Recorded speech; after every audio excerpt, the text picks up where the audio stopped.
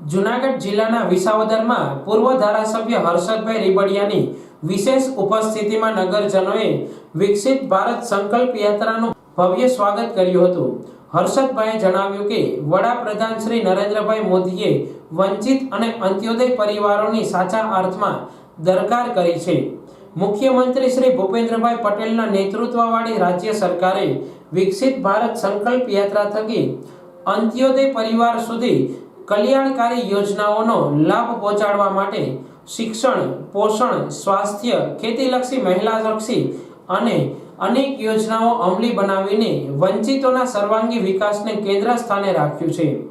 સંકલ્પ યાત્રાના માધ્યમથી વિસાવદરના નગરજનોએ વડાપ્રધાન શ્રીના પ્રેરક ઉદ્બોધન અને યોજનાઓની માહિતસભર ટૂંકી ફિલ્મ નિહાળીને વિકસિત રાષ્ટ્રના નિર્માણ માટેની પોતાની ભાગીદારી સુનિશ્ચિત કરવા સામૂહિક શપથ ગ્રહણ કર્યા હતા। નગરજનોએ ધરતી કહે પુકાર હે થીમ હેઠળ પ્રેરક સંદેશો આપતા સાંસ્કૃતિક કાર્યક્રમને નિહાળ્યો હતો। મેરી કહાની મેરી જુબાની હેઠળ લાભાર્થીઓએ યોજનાકીય લાભ અંગે પોતાના અનુભવોને નગરજનો સમક્ષ રજૂ કર્યા હતા। પંચાયતની સિદ્ધિઓ, લાભાર્થીઓ તેમજ ઉત્કૃષ્ટ કામગીરી બદલ મહિલા બાળકોને પ્રમાણપત્ર, સહાય તેમજ સન્માનિત કરાયા હતા। દેશના પૂર્વ વડાપ્રધાન અને ભારત રત્ન દિવંગત શ્રી અટલજીની જન્મ જયંતિ નિમિત્તે તેમની સ્મૃતિમાં દર વર્ષે 25 ડિસેમ્બરના રોજ સુશાસન દિવસ અંતર્ગત વિસાવદર નગરપાલિકા હાઈસ્કૂલના પટાંગણમાં વિકસિત ભારત સંકલ્પ રથ સમયે ઉપસ્થિત અગ્રણીઓએ અટલ બિહારી વાજપેયીને સ્મૃતિ વંદના કરી જણાવ્યું કે કર્મચારીઓ કર્મયોગી બનીને જ્યારે છેવાડાના નાગરિકોને સરકારની વિવિધ યોજનાઓના લાભ તેમના ઘર સુધી પહોંચાડી રહ્યા છે। ગુજરાત સમગ્ર દેશના અન્ય રાજ્યોનું રોલ મોડલ બનીને વડાપ્રધાન શ્રી નરેન્દ્રભાઈ મોદીએ સુશાસનની એક નવી પરિભાષા નક્કી કરી આગળ વધી રહ્યું છે, ત્યારે તેનો સીધો લાભ છેવાડાના નાગરિકોને મળી રહ્યો છે।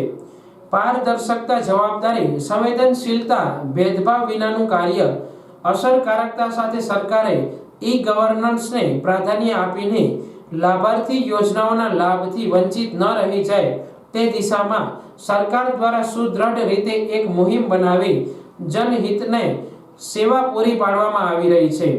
આ પ્રસંગે અગ્રણી જસુભાઈ બસિયા, નાગજીભાઈ પરમાર, જયેન્દ્ર દાહિમા, નગરપાલિકા હાઈસ્કૂલના આચાર્ય પંકજ દાહિમા, પ્રેમપરા માધ્યમિક શાળાના આચાર્ય પરમાર, ભાવેશ ડોબરિયા, ગફારભાઈ, કૌશિકભાઈ વાઘેલા, ચીફ ઓફિસર રામભાઈ કરમટા સહિત મહાનુભાવો ઉપસ્થિત રહ્યા હતા।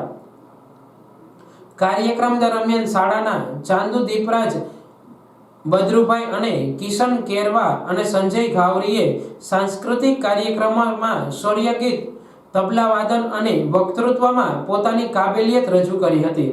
કાર્યક્રમને સફળ બનાવવા સંકલિત બાળ વિકાસ યોજનાના તારાબેન, નગરપાલિકાના ઇજનેર વિશાલભાઈ પાંબર, રાજ ભટ્ટ, સત્યજીત દાહિમા, મહેશ જોશી સહિત કર્મયોગીઓએ જહેમત ઉઠાવી હતી। કાર્યક્રમનું સફળ સંચાલન શાળાના શિક્ષક મયુર ઉઘાડે કર્યું હતું।